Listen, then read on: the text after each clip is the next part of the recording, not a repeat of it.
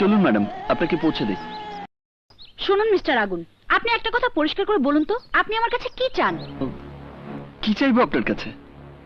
তাহলে সবসময় আমাকে পাহারা দেন কেন? আপনি তো একটা ভয়ঙ্কর লোক, কোনো কিছু চেয়ে বসলে তো আপনাকে আমি ঠেকাতে পারবো না। কি চাইবো আপনার কাছে? কি চাইতে পারি বলে আপনার সন্দেহ হয়? কত কিছুই তো চাইতে পারেন, দেখা গেল আমাকেই চেয়ে বসলেন। আমার দেহ, আমার মন, সবকিছু।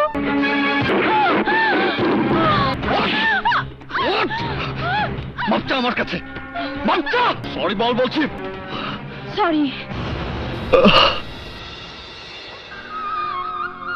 আমিও আপনার কাছে মাপ চাইছি ম্যাডাম। আমাকে আমাকে আপনি মাফ করে দিন। আমি রাগের মাথায় আপনার গায়ে হাত তুলেছি, দয়া করে আপনি আমাকে মাফ করে দিন। আমি আপনাকে সবসময় পাহারা দিই, এটা সত্য।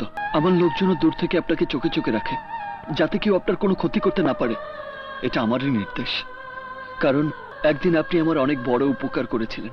যখন কোনো উকিল আমার পক্ষে দাঁড়াতে অস্বীকার করেছে, তখন আপনি বীরের মতো আমার পক্ষে দাঁড়িয়ে নিশ্চিত ফাঁসির কাষ্ট থেকে ফিরিয়ে এনেছিলেন।